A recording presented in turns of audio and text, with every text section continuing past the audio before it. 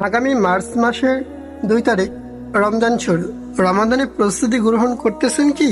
রমাদানের প্রস্তুতি ধাপসমূহ: সত্যিকারে তওবা করা, আল্লাহর কাছে খাঁটি অন্তরে তওবা করা, দোয়া করা, রমাদানকে ভালোভাবে পালন করার জন্য আল্লাহর সাহায্য চাওয়া, রমাদানের আগমনে আনন্দিত হওয়া, এই বরকতময় মাসকে পাওয়ার জন্য হৃদয়ে আনন্দ অনুভব করা, কাজা রোজা থাকলে তা রমাদানের আগেই আদায় করা, সিয়ামের বিধান সম্পর্কে জ্ঞান অর্জন করা, রোজার সঠিক নিয়ম ও মাসলা মাসাইল শেখা।